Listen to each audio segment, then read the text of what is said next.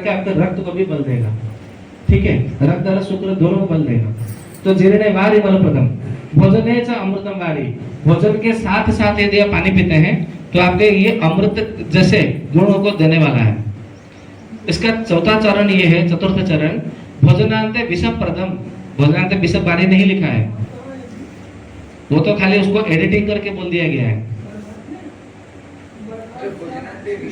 प्रथम जैसे ऊपर आया कि भोजनांते जीर्णे वारी बल प्रथम, उसके चौथे चरण में है भोजनांत विषम प्रथम। भोजनांत विषम वारी ऐसा कहीं लिखा नहीं है। भोजनांत नहीं पीना चाहिए। भोजनांत के यानी कि आपने भोजन भी किया, थोड़ा सा आपको आचमन करना चाहिए, थोड़ा सा पानी 2 घूंट पी लेना चाहिए। उसके बाद में जब तक आपको प्यास न लगे या तो आधा हजम आपका ना हो जाए तब तक आपको पानी नहीं पीना चाहिए। ये उसका सूत्र है, ये उसका रहस्य है। ठीक है, नहीं तो फिर क्या होगा, वो विषम वारी मतलब एक प्रकार से विष है और ये विष प्रद यानी कि विष समान गुण देने वाला है। दोनों में अर्थ में बहुत अंतर है। ठीक है, जैसे मतलब बोलते हैं ना कि ये विष है, विष को आप पी लोगे तो तुरंत मर जाओगे, लेकिन विष देने वाला, विष समान गुण देने वाला है। जैसे स्लो पॉइजन, स्लो पॉइजन में मनुष्य मरेगा थोड़ी, विष समान मतलब गुण उसको मिलेगा, उसके लक्षण दिखेगा, परंतु उसको चिकित्सा करेगा तो बच जाएगा। लेकिन यदि किसी ने हलाहल विष पी लिए, कालगुण विष पी लिए, तो क्या उसको मतलब जीने की आशा रख सकते हैं हम? तो भोजनांत विषम वारी नहीं है, भोजनांत विष प्रथम है। तो विष और विष प्रथम दोनों में अंतर है। मतलब कंटिन्यू भोजन के बाद पानी पिएगा तो 1-2 दिन के लिए नहीं, लेकिन लाइफ टाइम पिएगा तो तकलीफ होगा, उसका अवश्य रोग होगा।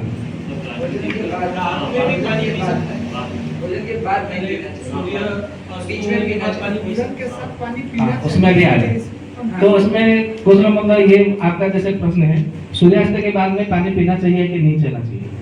कहा जाता है कि संध्या समय के भोजन नहीं पीना, नहीं भोजन नहीं करना है, आधी रात को मतलब सूर्यास्त के बाद में भोजन नहीं करना चाहिए।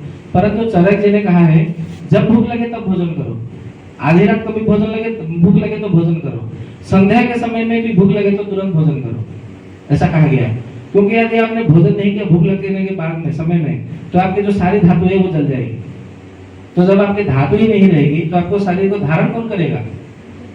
क्योंकि धातु शरीर में धारयति, इसलिए उसे धातु कह देते हैं। जब आपका शरीर को धारण करने की शक्ति नहीं रहेगी तो आप मतलब स्वस्थ कैसे होंगे? इसलिए भोजन करना जरूरी है। वो समय क्या है, क्या स्थिति है, वो मत देखो। हर किसी के शरीर की जो प्रकृति है उसके हिसाब से जब उसको भूख लगे या प्यास लगे तो उसको करना चाहिए, तुरंत पीना चाहिए, तुरंत खाना चाहिए। ठीक है, और भोजन की व्यवस्था के लिए ऐसा कहा गया है, चरक संहिता का एक श्लोक है, सूत्र है कि 60 सहस्राणी रात्रिणाम हेतु भोजनम।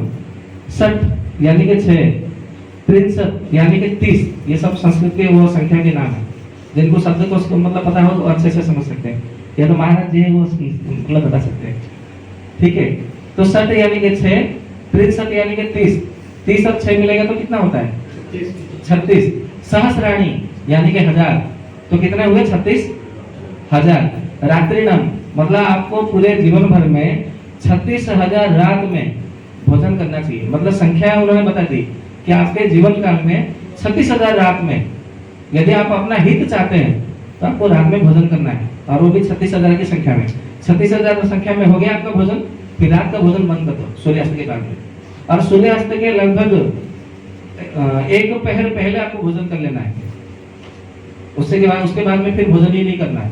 1 पहर यानी कि 3 हो रहा, यानी कि 3 घंटे। सूर्यास्त से 1 पहर पहले आपको भोजन कर लेना है। यदि आपने अपने जीवन काल में 36,000 रात में भोजन कर लिया, 100 साल ऐसे ही हो जाता है। ऐसा 36,000 मतलब 100 साल। हमारे पास जो आजकल के जमाने में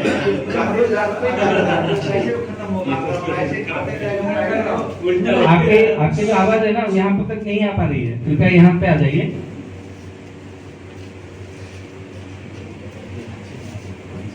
रात को 12-1 बजे भी भोजन करो।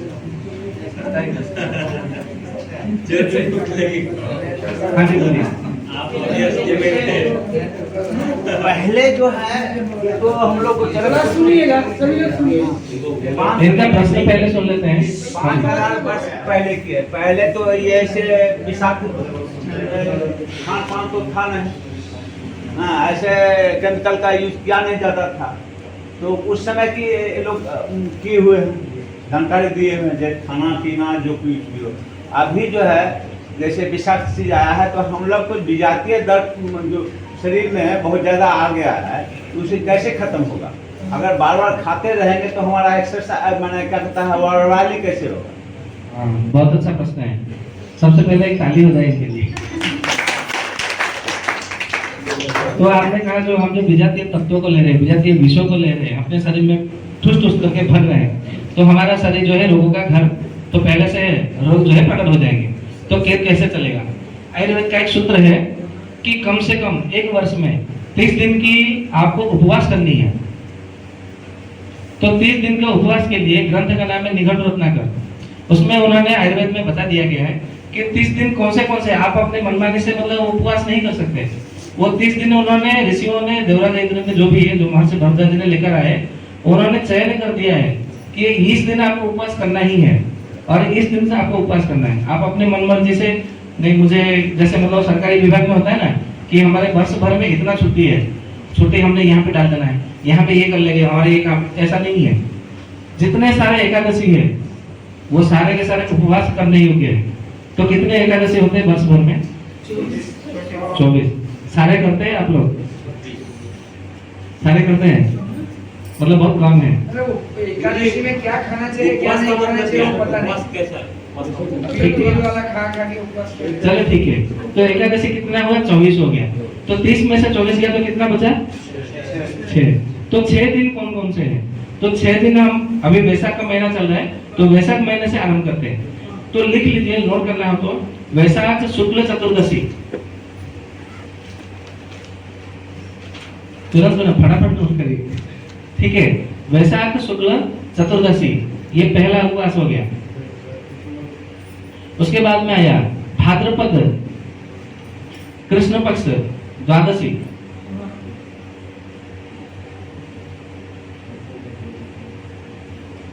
ग्रंथ का नाम है निघंट रत्नाकर। आपको आयुर्वेद का ग्रंथ का नाम बता रहे हैं, आयुर्वेद में लिखा है सब, ठीक है? भाद्रपद कृष्ण द्वादशी। फिर उसके बाद में आया भाद्रपद कृष्ण अष्टमी, जैसे हम श्री कृष्ण जन्माष्टमी के नाम से जानते हैं। भाद्रपद कृष्ण अष्टमी, जैसे हम श्री कृष्ण जन्माष्टमी के नाम से जानते हैं। हमारे इधर तो श्रावण होता है। हाँ, गुजरात और महाराष्ट्र 2 राज्य ऐसे हैं जो कि 15 दिन पहले आगे पीछे वो होता है जन्माष्टमी लेना। उसमें जो शुद्ध और वध का होता है ना, उसको आपको मतलब देखना है ये शुद्ध में है कि वध में है। आपको इसके हिसाब से क्या करना पड़ेगा, उत्तर प्रदेश का जो पंचांग है उसके अनुसार आपको चलना पड़ेगा, तो आपको समझ में आ जाएगा। जो गुजरात और महाराष्ट्र है उनके लिए थोड़ा सा ये परिवर्तन करना है। बाकी नीचे जो मतलब परिवर्तन क्या, जो कृष्ण पक्ष का है उसमें परिवर्तन करना है, शुक्ल पक्ष तो वही रहेगा। तमिलनाडु वो सब लोग सब है, सब बराबर है। खाली आपका गुजरात और महाराष्ट्र 2 राज्य ऐसे हैं जो कि उनका शुक्ल पक्ष से महीना आरंभ होता है, ठीक है? और बाकी राज्यों में कृष्ण पक्ष से महीना आरंभ हो जाता है।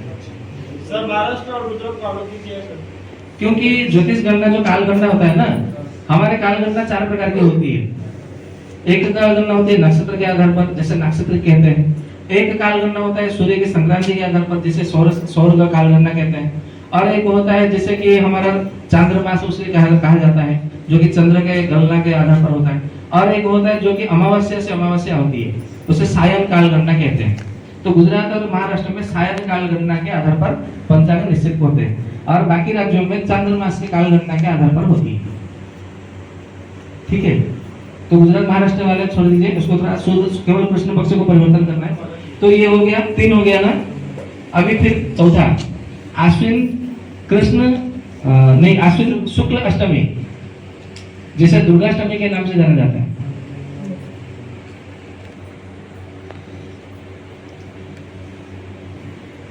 फिर आया अष्टमी, पूरा नवरात्र तो आप कर सकते हैं, उसमें कोई दिक्कत नहीं, वो व्रत हो गया। फिर आया फाल्गुन कृष्ण पक्ष चतुर्दशी, जिसे हम महाशिवरात्रि के नाम से जानते हैं, ठीक है? फिर आया चैत्र शुक्ल नवमी, जिसे हम श्री राम नवमी के नाम से जानते हैं।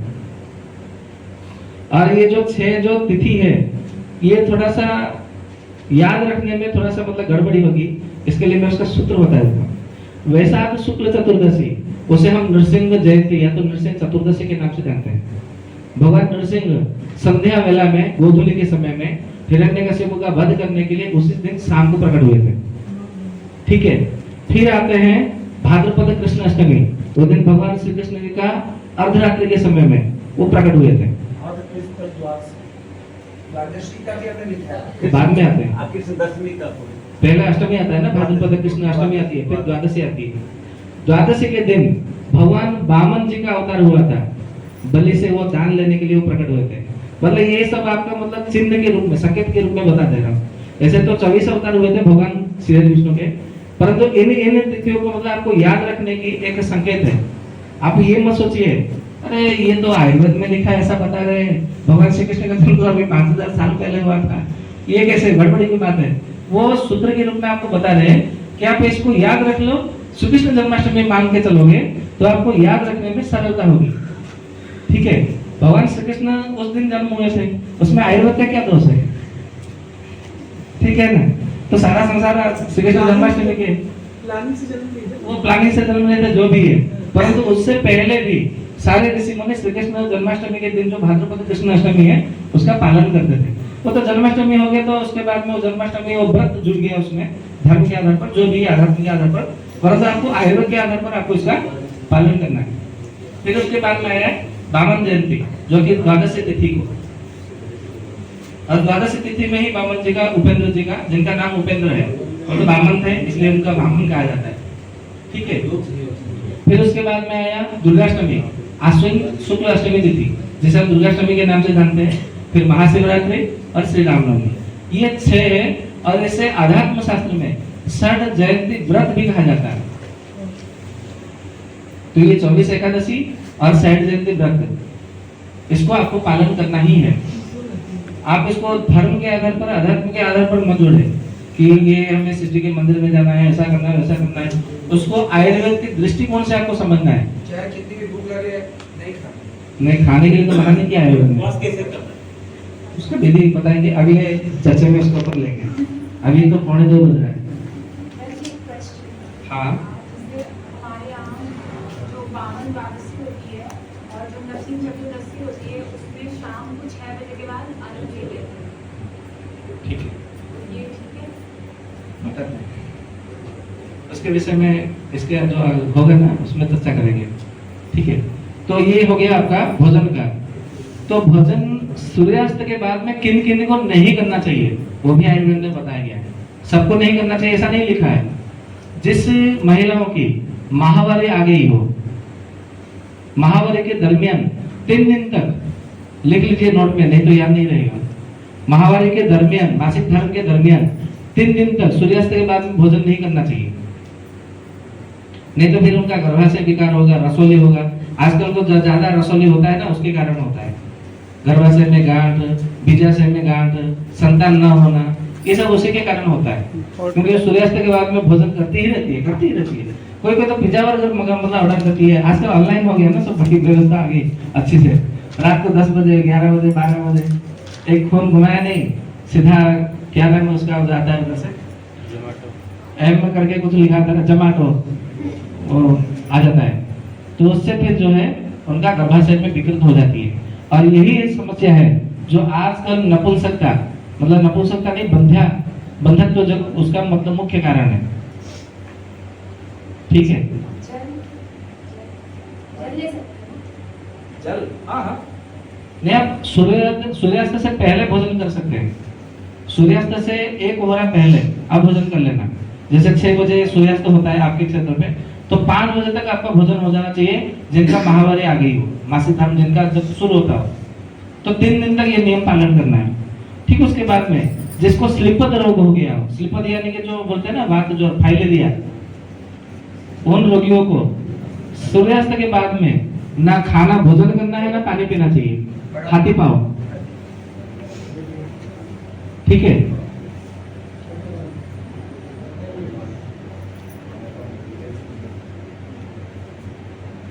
जिनको उससे प्रियता यानी कि इस्नोफिलिया लगी रहती है, उनको सूर्यास्त के बाद में भोजन नहीं करना चाहिए। क्या? इस्नोफिलिया बढ़ा लगा ना, पेट का बड़ा रहता है। हाँ जो भी है लिख लीजिए। हाँ, तो ऐसे रोगियों को सूर्यास्त के बाद में भोजन नहीं करना चाहिए, ऐसा चरक जी ने मना किया है।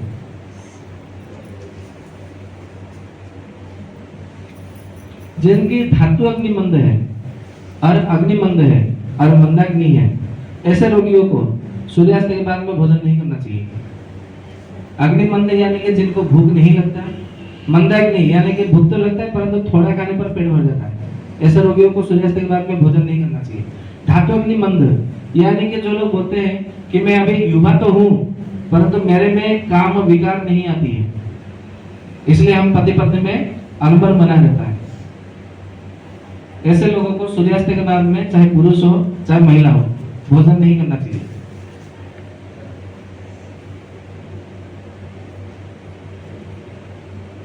ठीक है,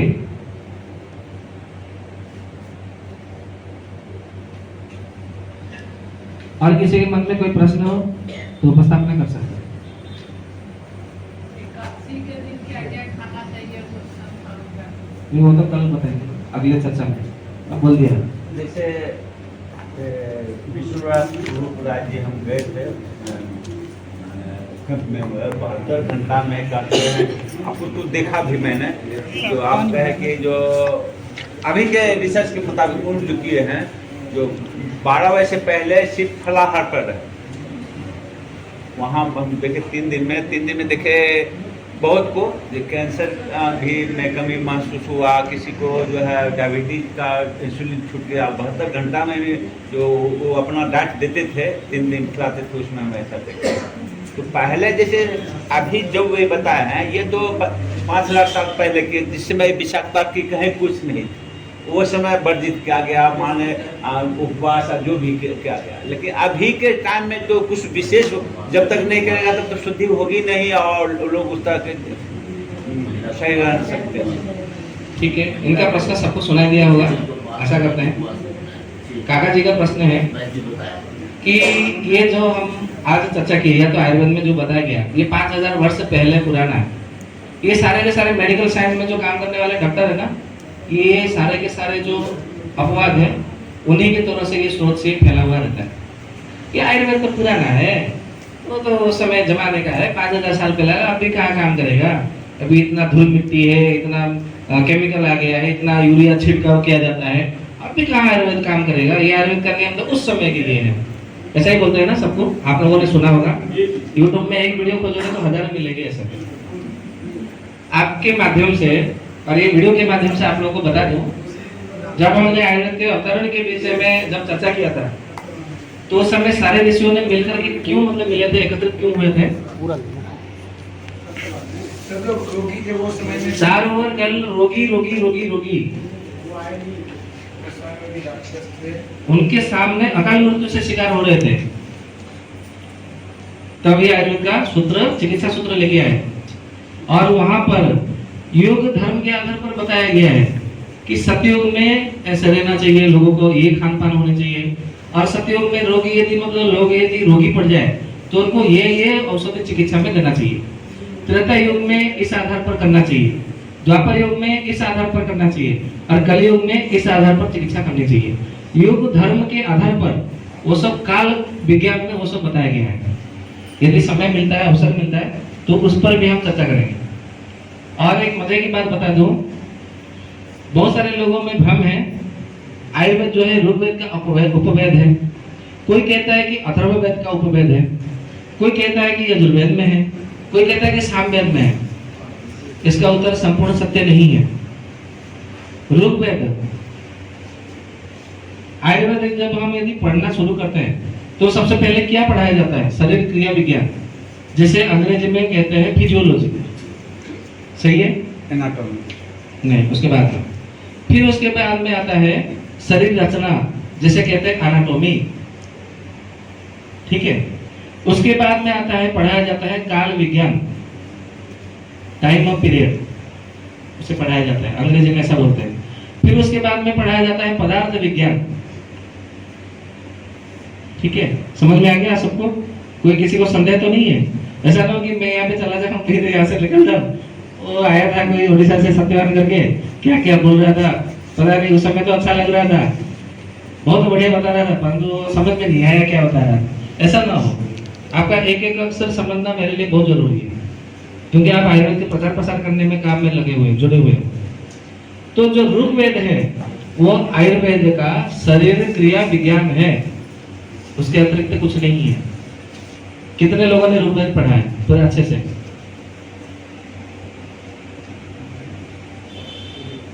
एक भी नहीं, किसी ने भी नहीं पढ़ा। जब हमारे सनातन का आधार वेद है तो किसी ने नहीं पढ़ा अभी तक, तो फिर आयुर्वेद कैसे समझेंगे? मैंने थोड़ा वशिष्ठ जी के लिए जो अध्याय है ना, छठा या सातवां अध्याय, उसको थोड़ा पढ़ा। वशिष्ठ योग वशिष्ठ महारामायण के नहीं, ऋग्वेद में जो उनका वशिष्ठ का जो विभाग आता है, वशिष्ठ जी ने जो काम किया है उनके समय में सुराष्ट्र राजाओं को, नहीं, वो सब वर्णन उसमें ऋग्वेद में नहीं है। आपने ऋग्वेद भाष्य पढ़ा होगा, भाष्य की बात नहीं कर रहे, तो ऋग्वेद में किसी ने पढ़ा नहीं, चलो कोई बात नहीं। आप ऋग्वेद में पढ़ेंगे तो शरीर क्रिया विज्ञान में आयुर्वेद में क्या क्या आता है? केवल वात पित्त कफ 10 इंद्रियां, मन और आत्मा, इसके अतिरिक्त और किसी विषय पे चर्चा नहीं होती है आयुर्वेद में। तो जब आप ऋग्वेद पढ़ेंगे तो आयुर्वेद में वात लिया गया वायु को, पित्त लिया गया सूर्य और अग्नि को, कफ लिया गया जल और चंद्रमा को, मन 5 प्रकार के हैं, फिर उसके बाद में इंद्रिय 10 प्रकार के हैं, फिर आत्मा। इन सब के विषय में आयुर्वेद के शरीर क्रिया विज्ञान में बताया गया है। जब आप ऋग्वेद पढ़ेंगे तो आपको वहां पे वायु, अग्नि, सूर्य, मरुत, चंद्रमा, इंद्र, यही सब इनकी मतलब केवल स्तुति की गई है और कुछ नहीं बताया गया है। और कुछ है इसमें ऐसे श्लोक है कि हे वनस्पति तू हमारे शरीर की रक्षा कर, ऐसा उसका भी रहस्य बताते हैं, आगे बताएंगे। तो ये हो गया ऋग्वेद का। आपको आयुर्वेद का जो है शरीर क्रिया विज्ञान, उसमें केवल ऋग्वेद है और कुछ नहीं है।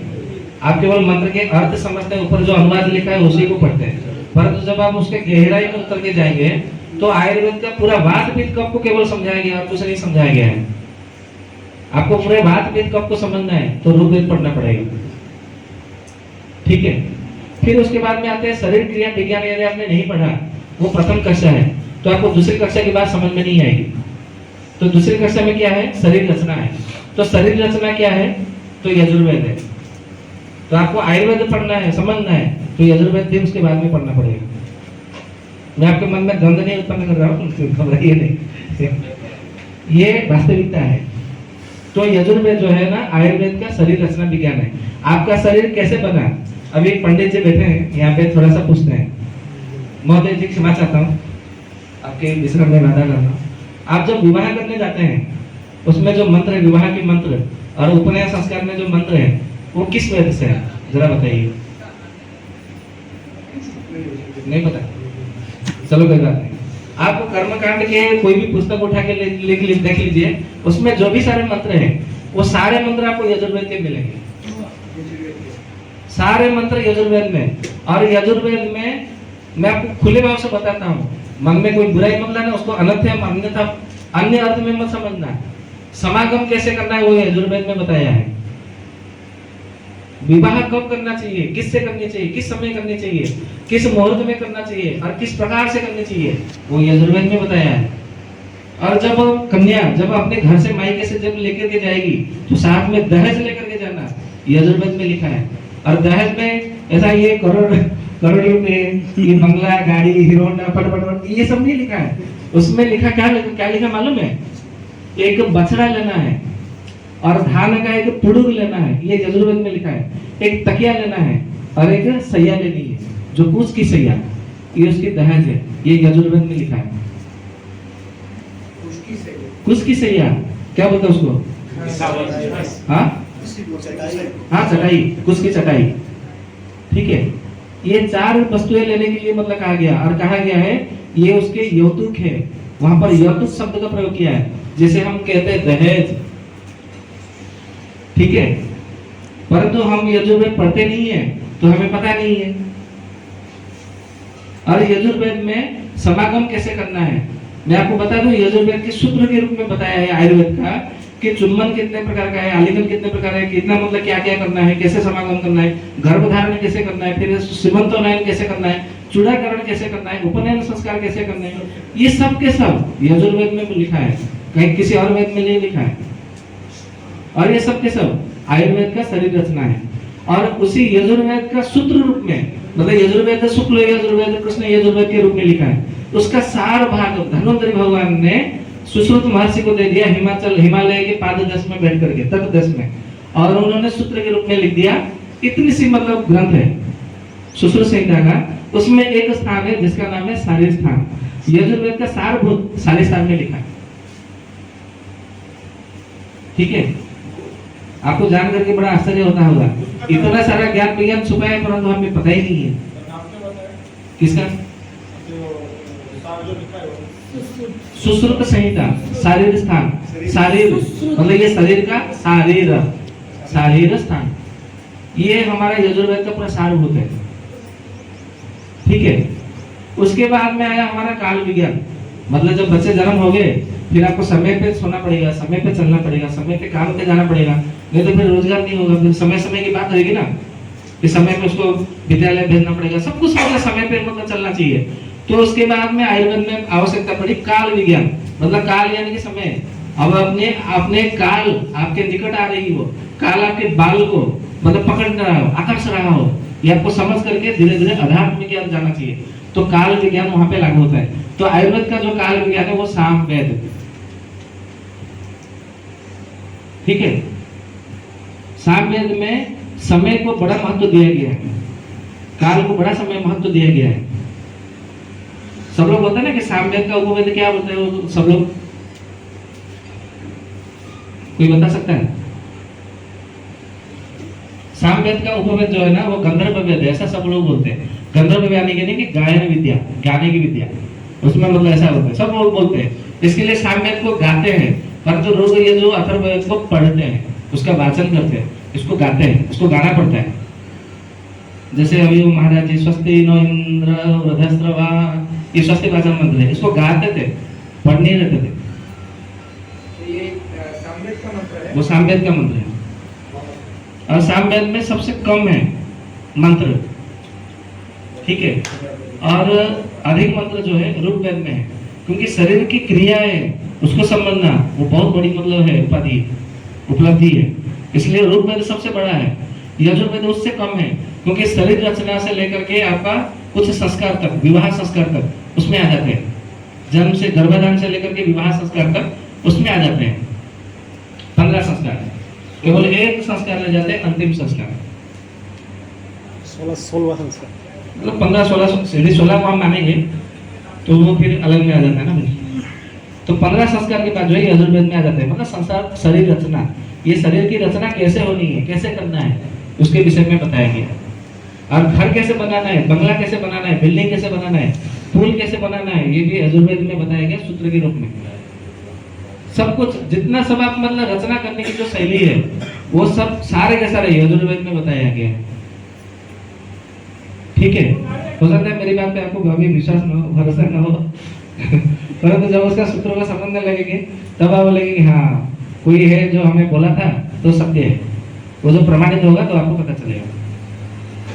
ठीक है, उसके बाद में आते हैं काल विज्ञान। तो काल मतलब मान लीजिए कि आपको गाना गाना है, गाना गाना है, कोई मतलब एक बाजा बजा रहा है, कोई वहाँ पे रिदम दे रहा है, मतलब जो संगीत दे रहा है, फिर जो गाना जो गायक जो होता है, यदि उसमें तालमेल नहीं बैठेगा तो गाना सुंदर लगेगा, अच्छा लगेगा, नहीं लगेगा। उसमें जिस काल पर जितनी मात्रा में उसको बजाना चाहिए वो चलना चाहिए, बाजा में फिर काल के अंतर्गत होना चाहिए परिवर्तन, फिर जो संगीत देगा वो भी काल के अंतर्गत होना चाहिए, और जो गाने वाला है वो भी काल के अंतर्गत होना चाहिए, तब जाकर के वो संगीत हमें अच्छे लगते हैं। तो आयुर्वेद का जो काल विज्ञान है वो है सामवेद। फिर आते हैं अंत में पदार्थ विज्ञान, जो कि आयुर्वेद का मुख्य धारण जो आधार है वो पदार्थ विज्ञान है। आपने आयुर्वेद को सब समझ लिया, परंतु रोग हो गया तो आपको चिकित्सा करने का आपको पास औषधि नहीं है, तो फिर क्या करोगे? तो सब पदार्थों के विषय में जो पदार्थ का गुण धर्म वो बताया गया है अथर्ववेद में। तो अथर्ववेद में देखेंगे मणियों के विषय में बताया गया है, वनस्पतियों के विषय में बताया गया है, विष के विषय में बताया गया है, रस के विषय में बताया गया है, खनिज द्रव्यों के विषय में बताया गया है, सोना चांदी आदि जितने रत्न सबके विषय में बताया गया। क्यों बताया गया?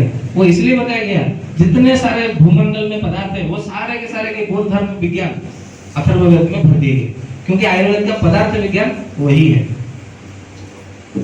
ठीक है, सबको समझ में आ रही है? तो आयुर्वेद के ये तो 4 पार्ट हो गए, विभाग हो गए। सर्वप्रथम भगवान श्री कृष्ण ने जो आयुर्वेद का है इसको 16 भागों में बांटा है। तो और इसके 12 भाग कहाँ हैं? इसके विषय में हम अगले चर्चा में इसको मतलब करते हैं। इसको क्रमशः यहाँ पर अपनी वाणी को विराम देते हैं, क्योंकि आपके मध्याह्न में मतलब भगवान सूर्य देवता जो है माथे के ऊपर आ गए हैं, तो सबका भाजन मतलब जो है पित्त विकृत हो रहा होगा, पाचक आएंगे और जठर आएंगे प्रबल होता होगा आगे। तो ठीक है, अभी हम भोजन के लिए चलते हैं, विराम दीजिए। हो सकता है आज हमारे व्याख्यान का फिर हमें अवसर न मिले, कल यदि अवसर मिलता है तो फिर आगे के विषय में हम चर्चा करेंगे। तब तक के लिए आप सबका हृदय से धन्यवाद।